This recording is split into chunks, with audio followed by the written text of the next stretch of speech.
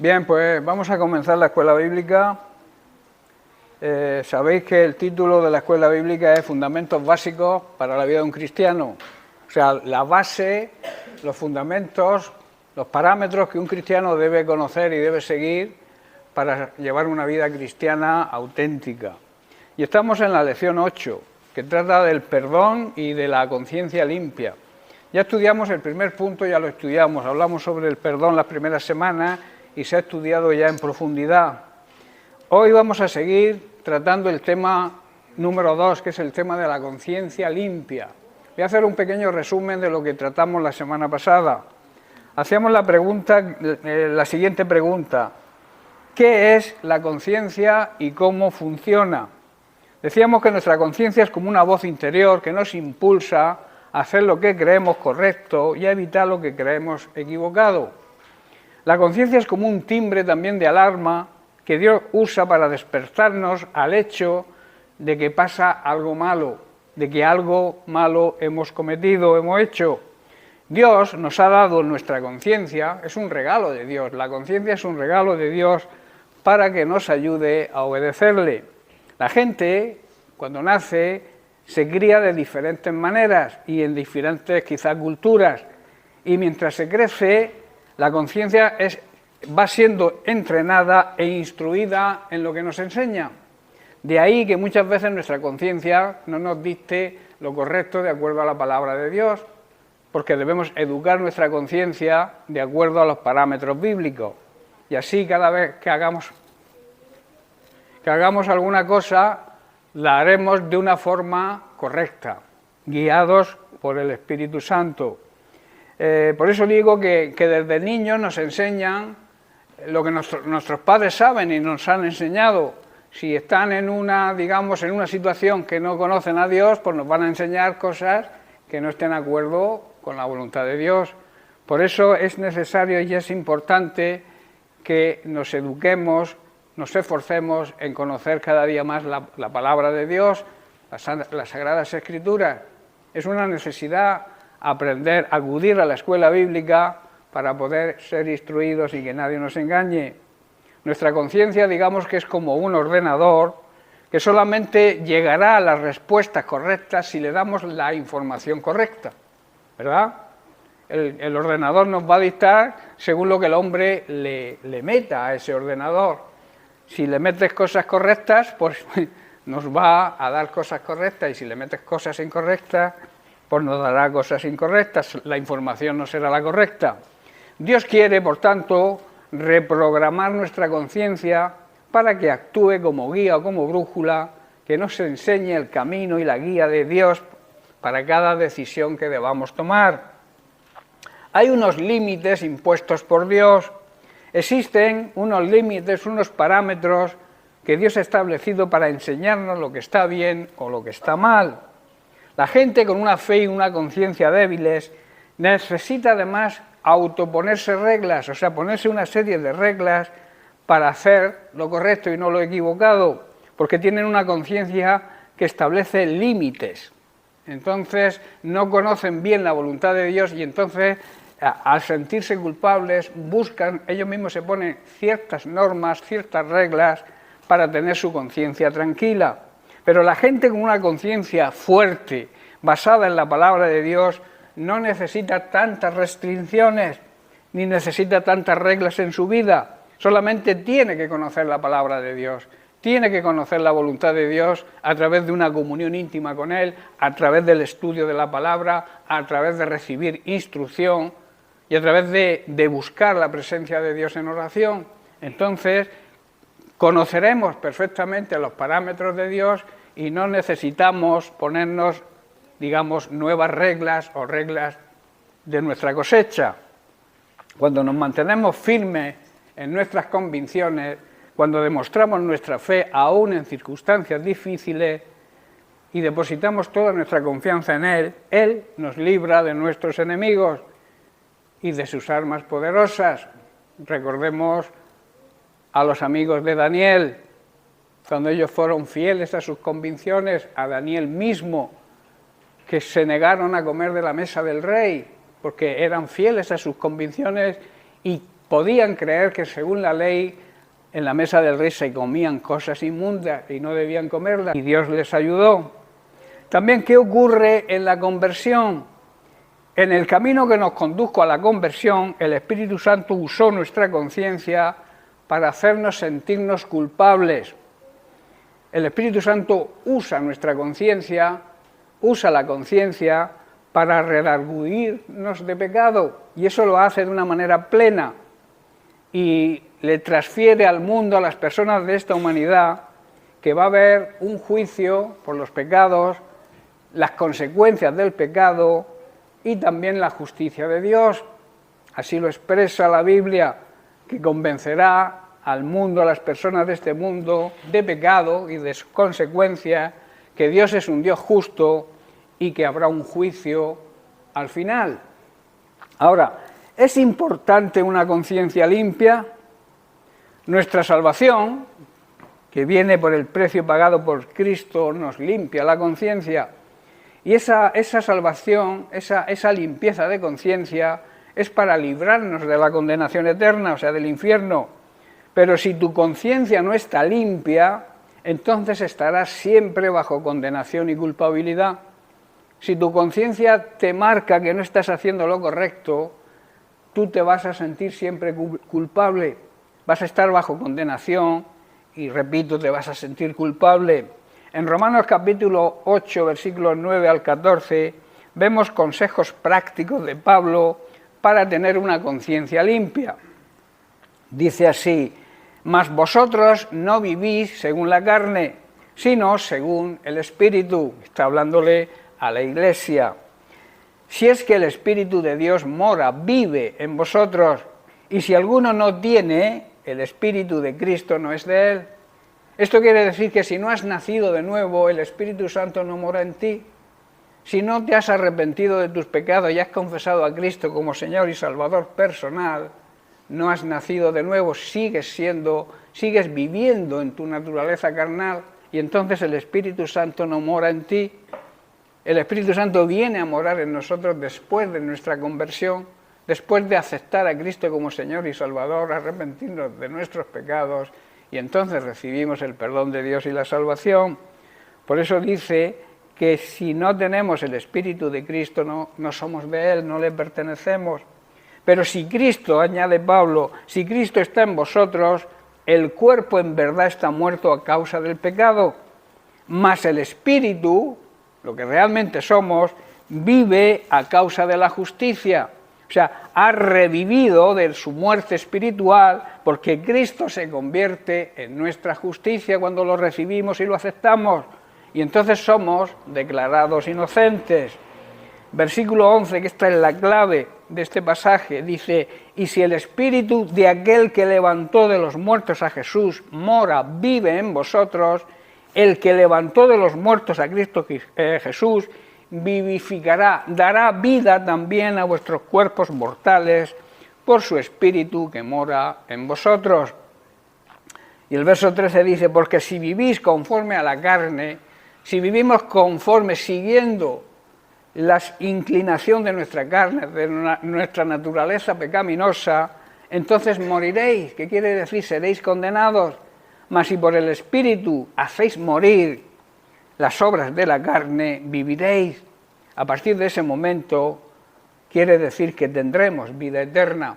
A partir de que podamos vencer con el Espíritu Santo que mora en nosotros las obras de la carne, controlar nuestra carne, nuestra naturaleza humana pecaminosa, entonces tendremos vida, y nada más y nada menos que la vida eterna, que, como yo digo siempre, la vida eterna se empieza a disfrutar aquí.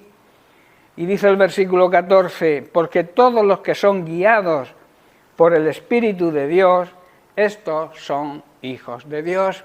Si tú no eres guiado por el Espíritu Santo de Dios, no eres hijo de Dios, eres creación de Dios, eso sí, y Dios te ama. Dios ama a su creación, pero Él quiere que te arrepientas y que formes parte de su familia.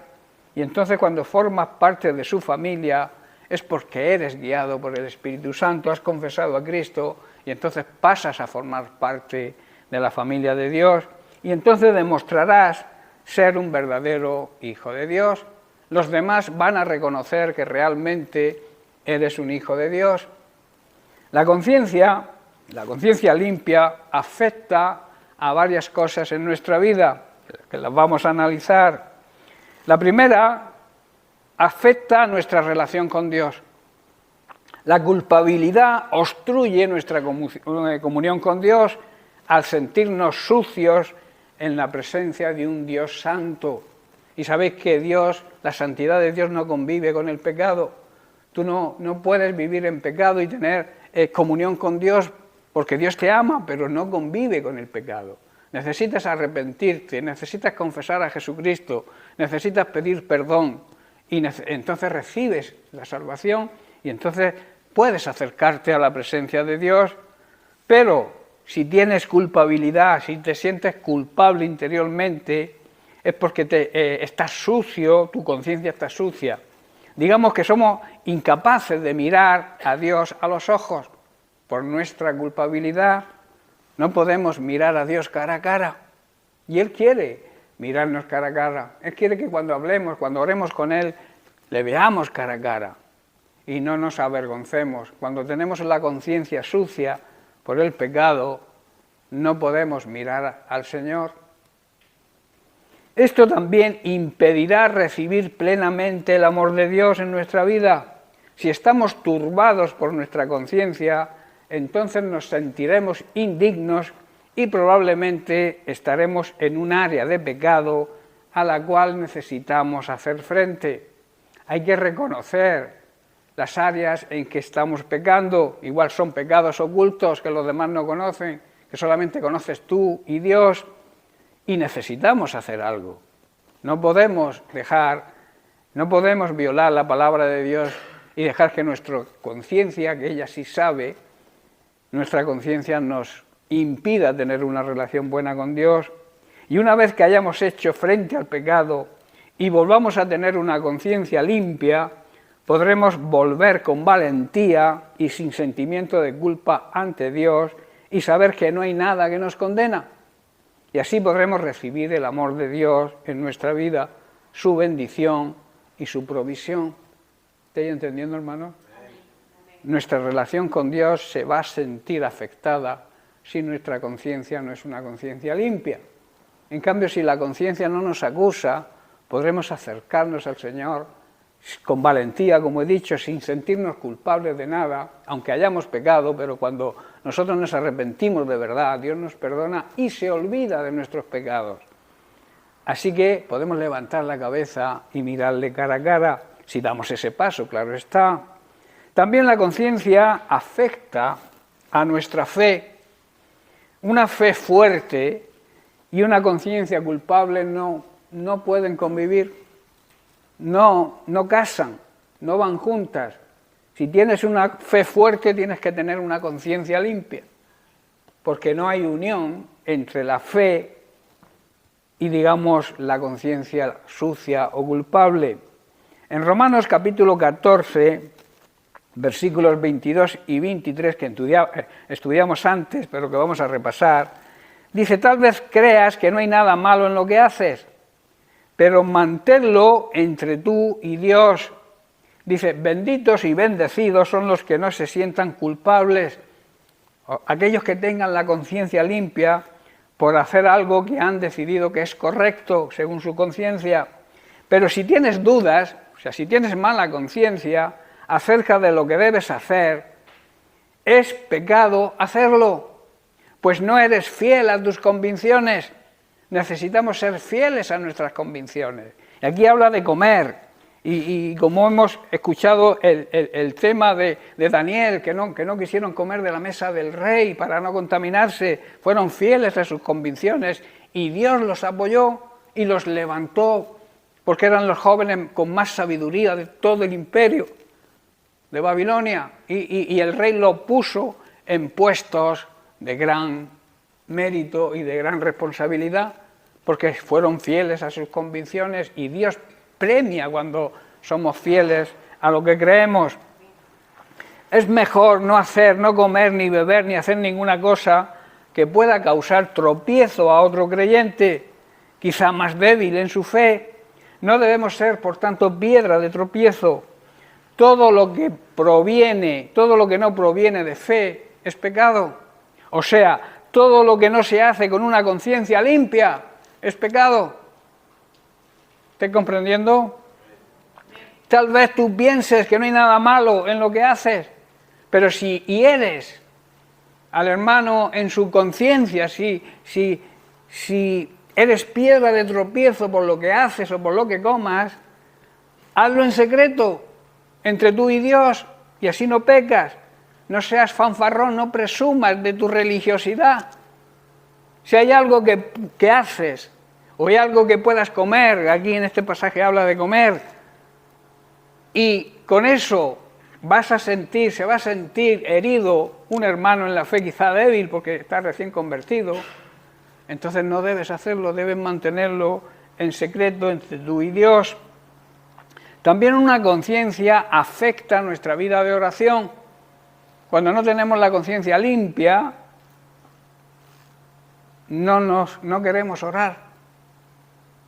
Nos cuesta orar. Cuando más lejos estamos del pecado, más cerca estaremos de Dios y podremos orar, que es hablar con Él cara a cara y sin vergüenza ninguna. Pero si tu conciencia te está señalando cualquier área de pecado, busca primero la reconciliación con Dios mediante el arrepentimiento y Él estará a través del Espíritu Santo dándote convicción de pecado hasta conseguir que tu arrepentimiento sea real y auténtico, para que tu conciencia esté otra vez limpia y arregles tu relación con Dios. O sea, en otras palabras, que te pongas a bien con Él y entonces podrás orar, podrás acercarte de nuevo a Él cara a cara, porque si tu conciencia no es limpia, si tu conciencia te acusa, no puedes orar. No sé si os ha pasado alguna vez que os ponéis a orar y algo por dentro os dice, es que no estás bien, hay algo que te tienes que arrepentir, y si no te arrepientes no puedes orar.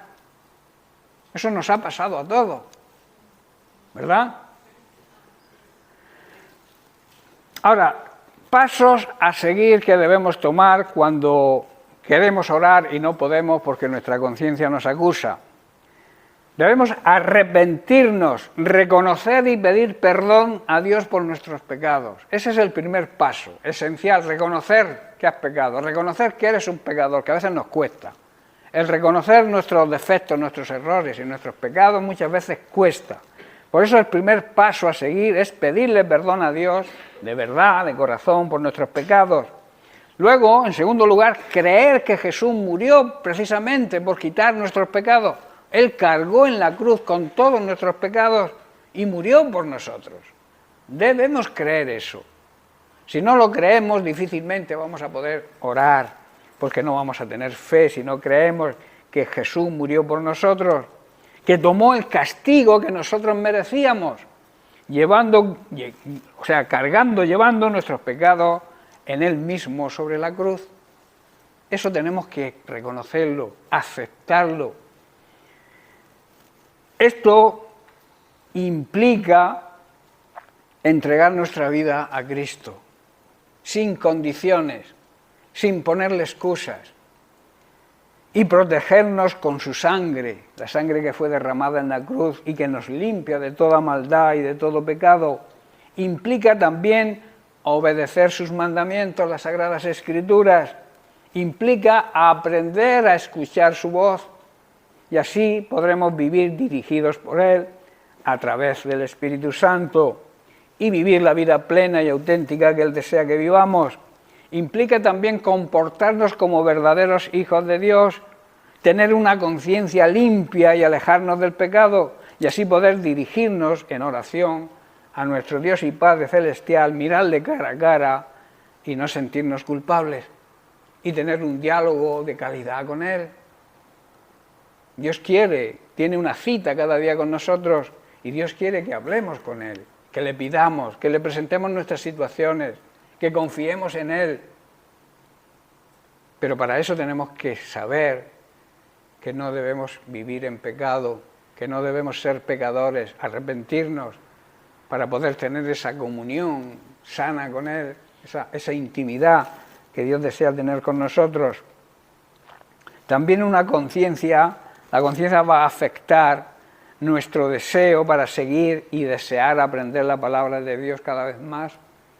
Hay algo que ocurre cuando una conciencia te culpa, te quita cualquier apetito que tengas por las cosas de Dios.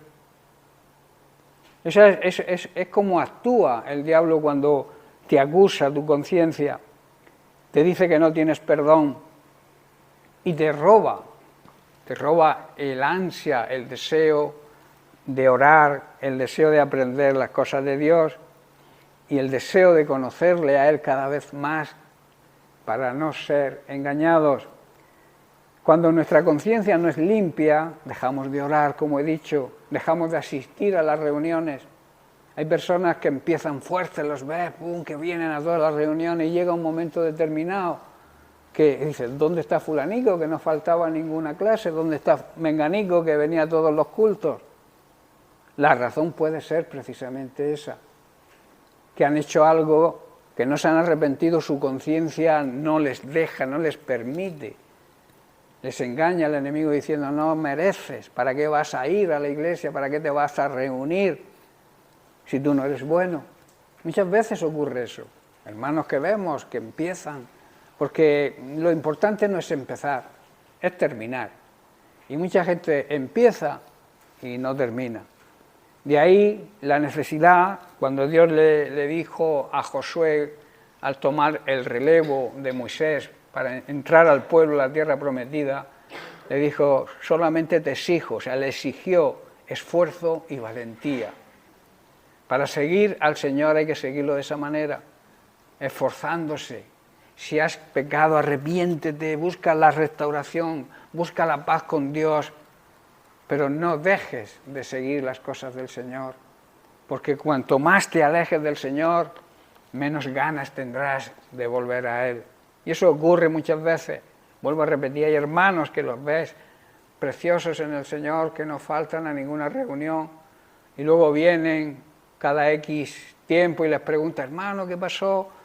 No, es que no, son excusas, pero no sé, el trabajo. Empiezan a poner circunstancias, y a veces precisamente es eso, porque nos enfriamos, no tenemos deseo de las cosas de Dios, no tenemos deseo de orar, de acudir a las reuniones, precisamente porque nuestra conciencia no está limpia, algo hemos hecho que no deberíamos haber hecho.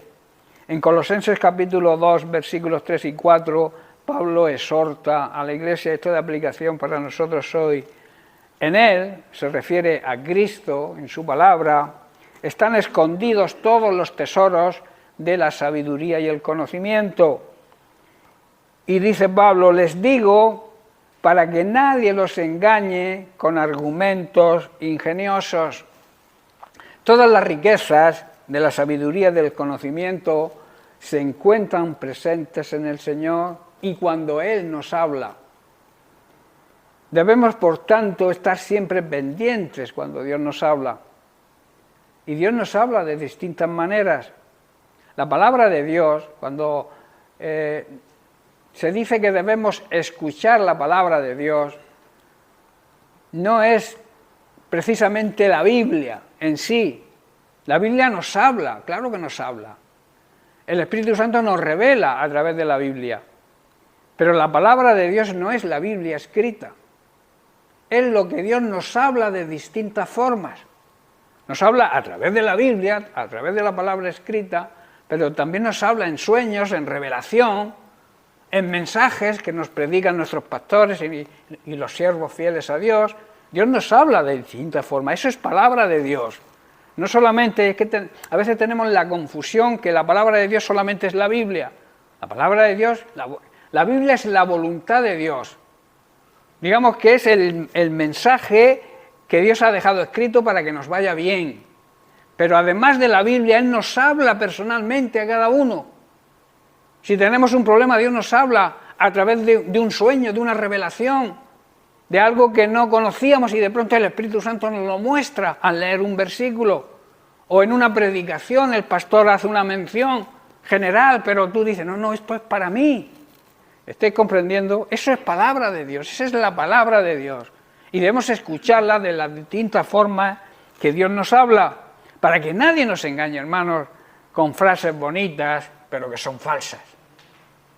Hoy en día hay mucha falsedad por ahí, hay muchas sectas, muchas religiones falsas, muchas doctrinas adulteradas, y que nos los hacen ver con palabras bonitas, muy suaves, cuánto te quiero, hermanito, y lo que quieren es meterte el veneno para contaminarte, porque son falsos, son doctrinas falsas que existen, ya nos advirtió Jesús, y los discípulos también decían, mirad que nadie os engañe, se levantarán falsos maestros, falsos pastores, falsos hermanos. No podemos llamar tampoco hermanos a cualquiera.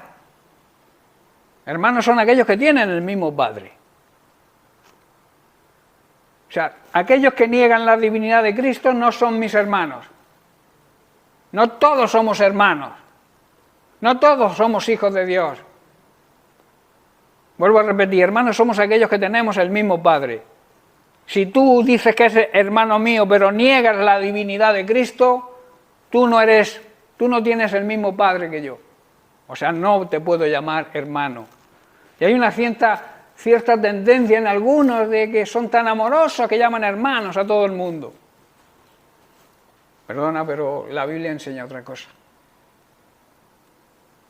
También dice, no le des la bienvenida a nadie que niegue la divinidad de Cristo.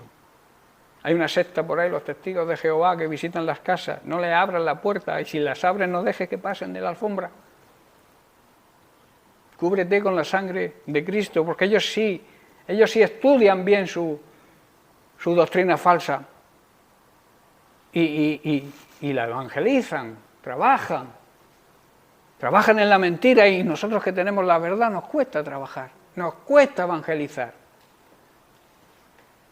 Y hay una obligación como iglesia de evangelizar. La iglesia que no evangeliza no está cumpliendo el propósito de Dios de predicar el evangelio. Yo estoy preocupado porque aquí están funcionando muchos ministerios, pero falta. Hay algo que falla, y que es la evangelización. No se levanta nadie con valor, con autoridad, de decir, heme aquí, yo voy a organizar un grupo para salir a evangelizar todas las semanas o todos los días que haga falta. Hay personas que priorizan sus trabajos, que priorizan su vida, y no les va bien. No llegan nunca a fin de mes por mucho que trabajen.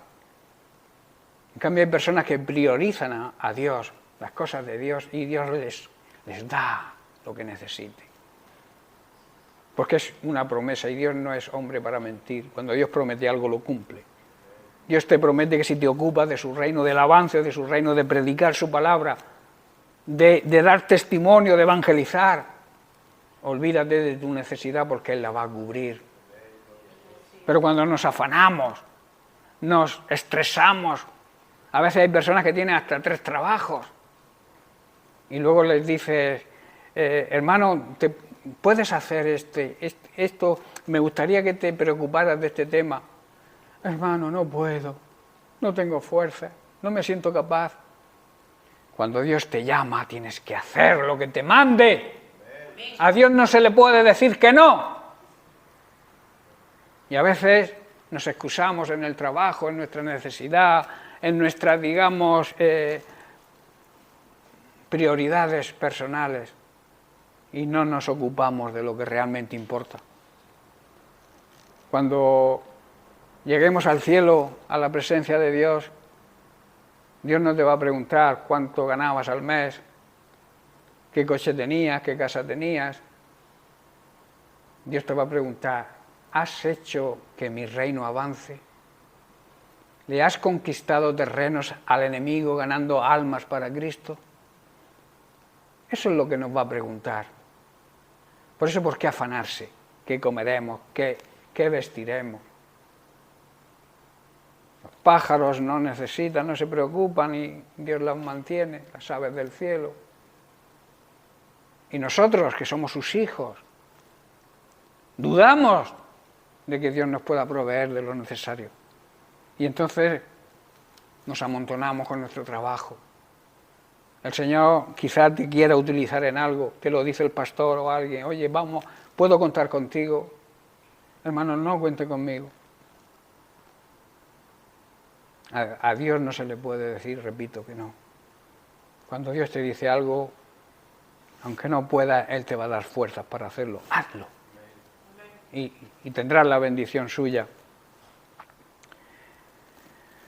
Hebreos capítulo 4, versículos 12 y 13. Dice, porque la palabra de Dios, que como he dicho no es necesariamente la Biblia, la palabra de Dios también es cuando Dios nos habla, cuando Dios mantiene una relación, cuando Dios habla con nosotros en oración, por una revelación del Espíritu Santo, o como he dicho, por escuchar un mensaje. La palabra de Dios, en cualquiera de esas fórmulas, es viva y eficaz. Y además es más cortante que toda espada de dos filos, y penetra hasta partir el alma y el espíritu, las coyunturas y los tuétanos, y discierne los pensamientos y las intenciones del corazón. Y no hay cosa creada, no hay nada creado que no sea manifestado en su presencia. Antes bien, todas las cosas están desnudas y abiertas a los ojos de aquel a quien tenemos que dar cuenta, a los ojos de aquel que nos va a pedir cuentas al final de nuestra mayordomía, de nuestro encargo, de nuestra misión, de lo que nos ha encargado. Por eso, hermanos, prioricemos las cosas del Señor. Démosle prioridad a lo que Dios nos dice. Si Dios nos dice algo, aunque tú en ese momento te sientas débil, Dios te va a dar las fuerzas. Pero tú te tienes que esforzar por obedecer su palabra, por escuchar su voz. Cada palabra que Dios pronuncia tiene poder, hermanos, y tiene vida.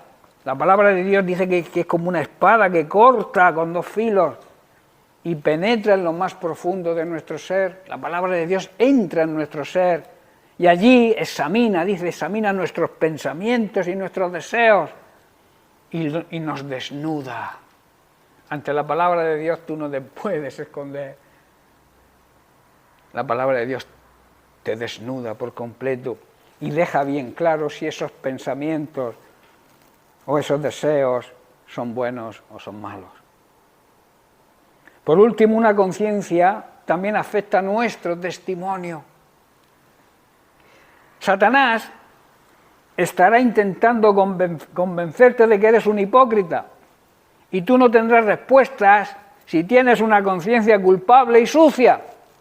El enemigo es el acusador de los hermanos, la Biblia así lo llama, y siempre te va a estar acusando, convenciéndote de que eres un hipócrita y que no mereces el perdón de Dios. Y claro, si tú vives de una forma incorrecta, que tienes una conciencia culpable, una conciencia sucia, no podrás hacerle frente a esa acusación del diablo. ¿Estáis entendiendo? En Romanos capítulo 12 vemos los requisitos y deberes que un cristiano de buen testimonio dé ese buen testimonio, y si lo seguimos tendremos una conciencia limpia, y si no lo seguimos estaremos dando un mal testimonio. Dice el versículo 1, por tanto, amados hermanos, les pido, les ruego, dice otra traducción, que entreguen su cuerpo a Dios por todo lo que Él ha hecho a favor de vosotros, y que eso sea un sacrificio vivo y santo, que es la clase de sacrificios que le agrada a Dios. Esa es la verdadera forma de adorar a Dios. Versículo 2 dice, no imiten las conductas ni las costumbres y tradiciones de este mundo. Más bien dejen que Dios los transforme en personas nuevas, al cambiarles la manera de pensar.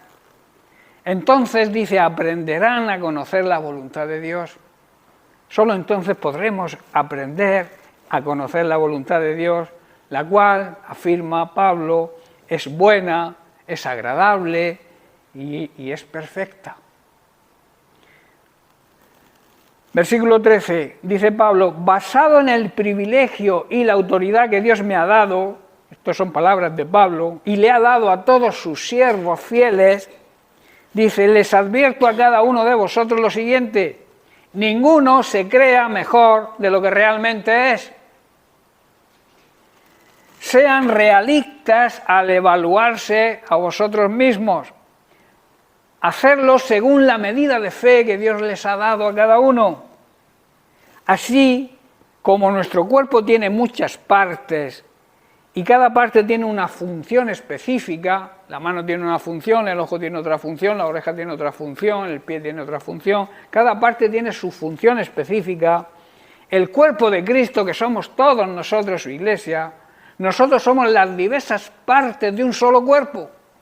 ¿Estáis comprendiendo? Y nos pertenecemos los unos a los otros. Todos nos pertenecemos y nos necesitamos porque somos parte de un mismo cuerpo. ¿Estáis entendiendo? La mano necesita el pie necesita el ojo necesita el oído. Todas las partes de nuestro cuerpo son necesarias y tienen que ir en unidad, en una misma visión. Si un pie va hacia allá, no puede ir el otro hacia allá, porque entonces no avanzamos, estamos en el mismo sitio. Si una mano quiere hacer una cosa y la otra mano quiere hacer otra, el cuerpo no funciona. Pues lo mismo ocurre con el cuerpo de Cristo. Tú tienes que saber qué parte del cuerpo de Cristo eres, que ahora veremos cómo Dios reparte y cómo Dios asigna misiones, dones y talentos a cada parte del cuerpo. Si tú tienes un don, no puedes ejercitar el mío. Si tú tienes un talento y yo no lo tengo, yo no puedo pretender hacer lo que Dios te ha dado a ti y no me ha dado a mí. ¿Estáis entendiendo? Cada uno tiene que estar en su sitio y saber dónde Dios le ha puesto. A Dios, como he dicho, no le podemos nunca decir que no. Versículo 6. Dios en su gracia nos ha dado dones diferentes para hacer bien determinadas cosas.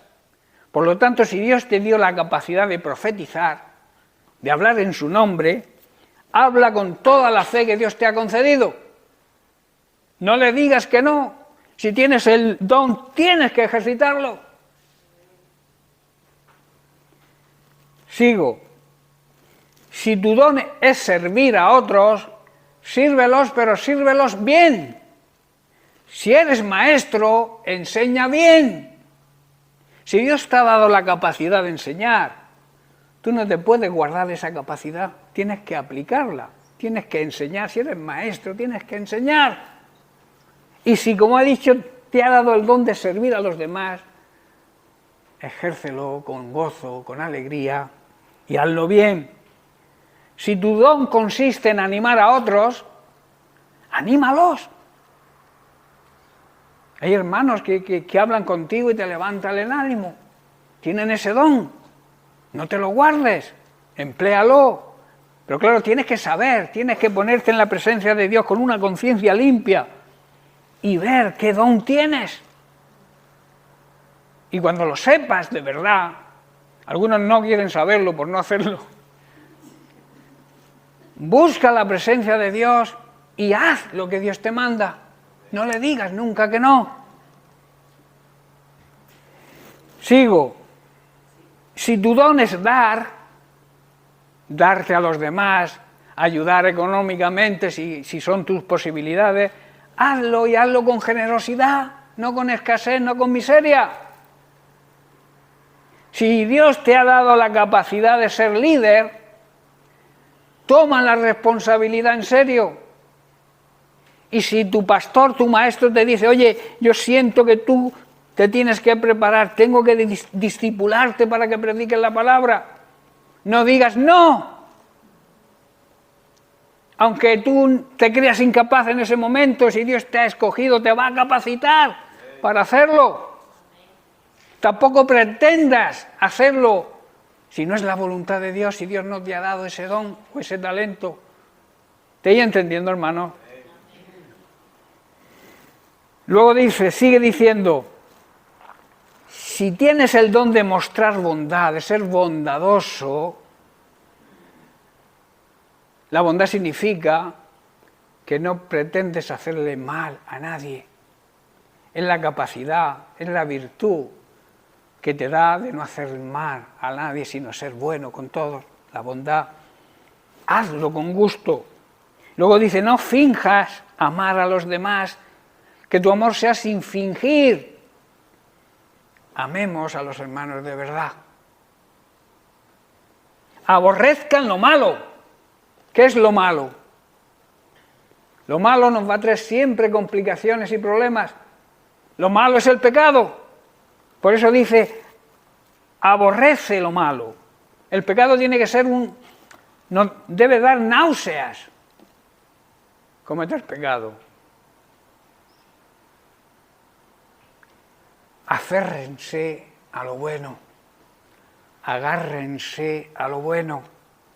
Ámense unos a otros con un afecto genuino y deleítense al honrarse mutuamente. Versículo 11, no sean perezosos, yo aquí digo gandulones, más bien trabajen con esmero y sirvan al Señor con entusiasmo. Alégrense por la esperanza segura que tenemos. ¿Qué esperanza tenemos segura, hermanos?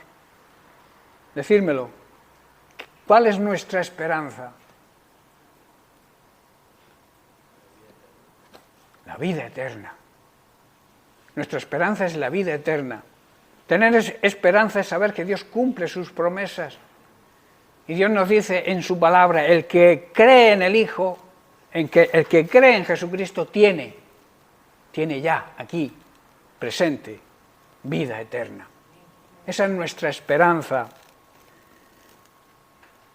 Tengan paciencia en las dificultades. Cuando tengamos problemas, tenemos que tener paciencia, no tomar decisiones precipitadas, buscar la guía del Espíritu Santo, buscar la guía del Señor para que nos ayude a salir de esas dificultades. Si no tenemos paciencia, tomaremos decisiones quizá equivocadas y empeoraremos la situación.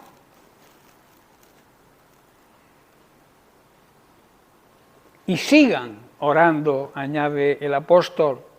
La oración es algo necesario, el hablar con Dios cada día es necesario, el conocer su voluntad cada día es necesario. La oración tiene poder. Y a veces el diablo nos empuja a no orar, nos pone ciertas cosas que nos impiden orar, la televisión, el trabajo, el agotamiento. Claro, no podemos orar. Y lo importante, lo primero, lo esencial en las mañanas cuando nos levantamos, las primicias tienen que ser para el Señor. Y entonces Dios te va a dar fuerza. Y ese día le vas a sacar el provecho que quizás no le hubieras sacado si no se lo presentas a Dios. ¿Estáis entendiendo? Son pautas, son requisitos que nos hacen que nuestra conciencia esté limpia con Dios. Dice también, estén listos para ayudar a los hijos de Dios. ¿Quién son los hijos de Dios? Los que se han convertido y han entregado su vida a Cristo y forman parte de la familia de Dios. La prioridad de ayudar es a la familia de Dios. ¿Estáis comprendiendo? Por eso es necesario ser genuinos en ese sentido y aprender de la palabra de Dios. Pablo también, en otra carta a los Gálatas, también dice lo mismo. Dice así, según tengamos oportunidad, hagamos el bien a todos hay que hacerles bien, pero en especial a la familia de la fe, a la familia de Dios, a los que somos hijos de Dios. Hemos pasado de ser creación de Dios mediante nuestro arrepentimiento y confesión y reconocer a Jesucristo como Señor y Salvador. Hemos pasado de creación a familia, a ser hijos. Y la prioridad de nuestra ayuda tiene que estar primero a la familia de la fe, aunque también añade a todos, pero primeramente.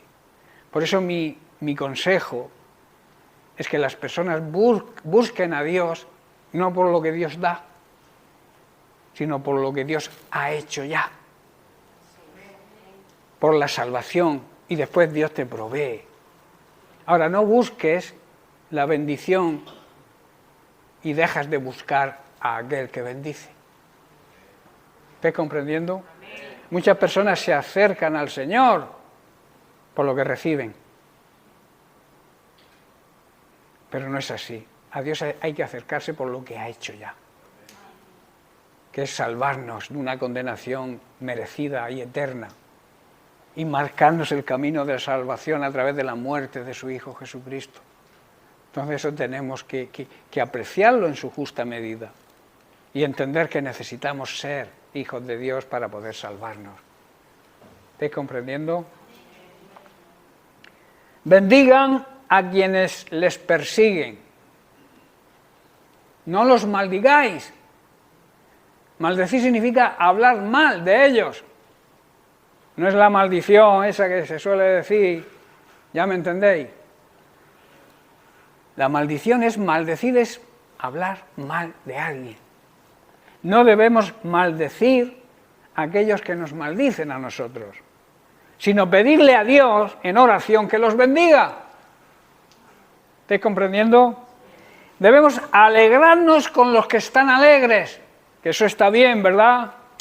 Pero también añade, lloren con los que lloran. Vivan en armonía unos con otros. Somos un cuerpo, hemos dicho, ¿verdad? Y el cuerpo tiene que funcionar en armonía correctamente. Armonía significa dar el mismo tono,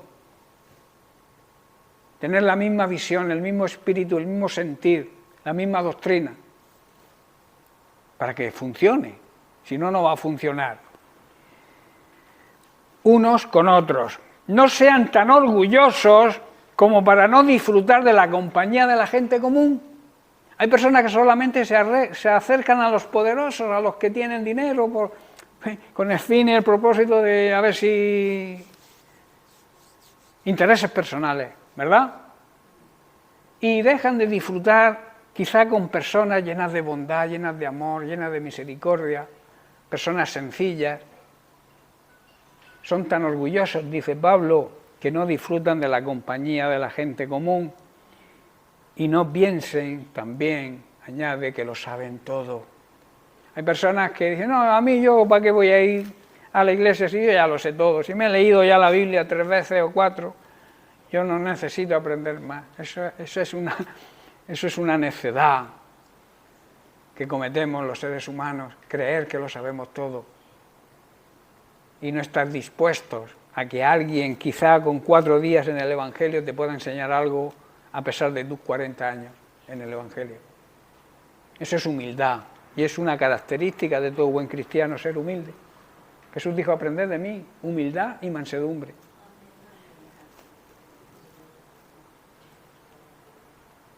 Hacer todo lo posible por vivir en paz con todos. Antes dice, nunca devuelvan a nadie mal por mal, compórtense de tal manera que todo el mundo vea que somos personas honradas, que no tengan nada malo que decir de nosotros.